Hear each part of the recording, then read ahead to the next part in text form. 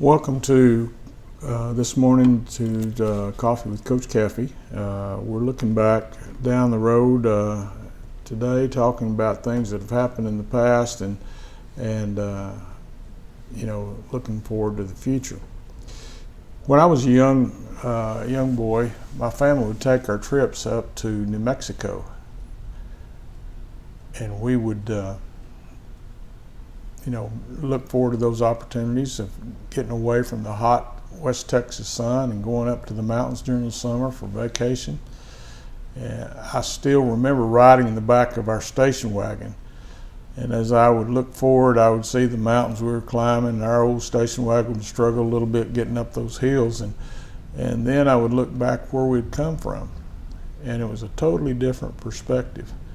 And I think that's the way life is. I think sometimes you look at the struggle ahead and you don't take time to stop and appreciate where you've come from and what you've done. It's kind of like that old country song, Unanswered Prayers. Sometimes you think you know what you want, but you really don't. And you sometimes want to question God. God, I prayed for this, and it's not turning out that way. And so God knows what's best for us, and He has our best interest at heart. And if you just keep that in mind, oftentimes I think you can go through life struggles a little better. Romans 8:28 says, "And we know that in all things God works for the good of all those who love Him, who have been called according to His purpose." In all things, God works for the good for those who love Him. Well, that's a pretty amazing statement. You think, when this happened, God was working for the good for me. And when that happened, God was, working for me. And when we're right in the middle of it, sometimes it doesn't feel like He is, but God really is. We're going through some difficult times right now in our nation, and people are calling now what we're going through unprecedented. And I kind of question that. I think that we've gone through tough times before. I mean, very tough times. You look back at our Civil War. Ooh, that was a tough time in our nation. You look back at World War I and World War II. World War II changed our country tremendously, and we went through that time. But the time I can relate to the most is the Vietnam era. That's when I was a teenager in high school, and I was scared to death to go to Vietnam, and I really could not stand the radical left movement of that time. I was a young man that I just couldn't abide with some of the things that those people were promoting, because I was a Christian, and they're all about drugs, sex, and rock and roll, and causing trouble and protesting, and it was a horrible time. Oftentimes people say, well, our kids now are growing through such difficult times. Well, it wasn't that easy when I was growing up either. And as I look back on that, I drew strength from those times, and so should I think. As we look back down the road at those times, we survived them, and we got stronger as a result of them. The big changing event after was when we pulled our troops out of Vietnam, and it was like the attitude of our country changed overnight. We went from the music of the time. If you listen, the music went from protest music and things like that to a more happier style of music, and our nation just we started living our life together and having good times again. So as you look back down the road, those were tough times, but we got past it and into better times. So I think we'll look back on this and see some things where God was working for the good in us and for us. And so if we've been called to His purpose.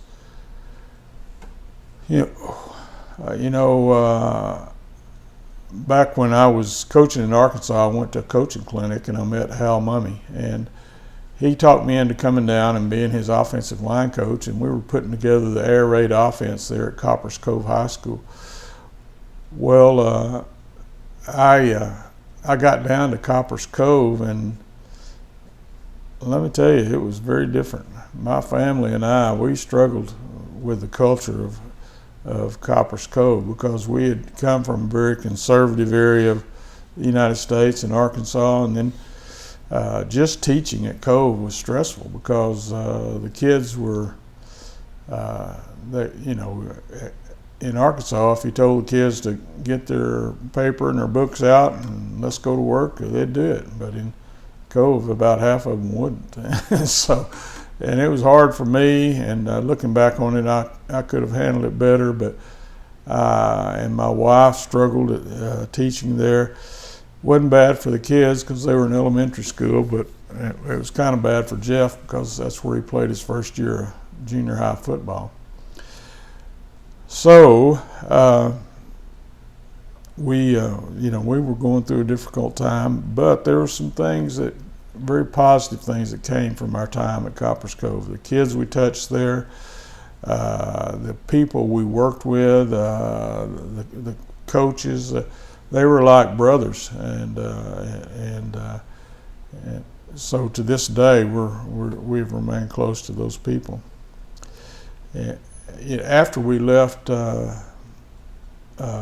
Coppers Cove, we took a job in Claude, Texas, which was the complete opposite of Coppers Cove. Very small community up in the Panhandle, very conservative thinking people. And my wife's family was from that area. And she spent a lot of her time as a little girl in the Amarillo, Claude. She even went to Claude Elementary School, and had a lot of family up in that area. And it was good for her to be around those people again. But Claude was, it was very struggling. Lost 24 games in a row. But the thing, we spent that time at Coppers Cove, and we learned the air raid offense, and we brought that with us to the Panhandle, and it really added some distinction to what we were doing. I mean, we were doing something totally different than anybody because at that time the air raid was very unique, and people didn't know how to defend it, and people didn't know how to run it or how to practice it. That's one of the things I learned from Hal, was how to practice the air raid, and the simplicity of it. That's also something that was very attractive about the air raid. Excuse me. But and so very positive for my career, and caused me to be able to do a lot of different things as I look back down at it now. Another time in our life was when we were at Anson, and we graduated John David and a bunch of seniors, and the first ball game after John David graduated, we go up to Quanah and play, and our quarterback tears his rotator cuff. And small towns, you don't have a bunch of different quarterbacks, and we sure didn't have another one at that time. And so that really affected the success of our season. Shortly after that, I think it's the next game, our tailback broke his arm, and he was a little go-getter, Leonard Lozano. And so that also really knocked the wind out of our sails. And then our fullback separated his shoulder, and then Armando Lozano broke his leg, had a compound fracture, horrible injury. And so I told my wife, I said, I think the Lord's going to move us this year, and sure enough, He did. But it caused us to do some things and have some experiences that I cherish now. We ended up at Westbury Christian, and where, you know, I was able to baptize a couple of young men while I was there, teach senior Bible, develop some relationships with those guys at Westbury Christian that I'd always wanted that opportunity to coach at a big high school in a big city, and and work at a church that was very racially diverse. I really enjoyed that also. So, you know, the Lord was working for the good for us, and for a lot of other people too, because I think we all came together. We'd gone from one of the worst teams I'd coached to very talented, maybe the most talented team I ever coached was Westbury Christian, because we had 7 college football players play on that last team that I had there. You know, we have a lot of other fond memories. You know, one of them was my wife talked me into going up to Niagara Falls, and I don't really like to travel that much. She has to kind of talk me into it, but we went up to Niagara Falls, and that's one of the most memorable vacations that we've had. I have this coffee cup. It's from the George Eastman house, from Eastman Kodak and company, and of course he became a very wealthy man, and had a beautiful home there, and we toured that house, and it was a spectacular place to just go visit.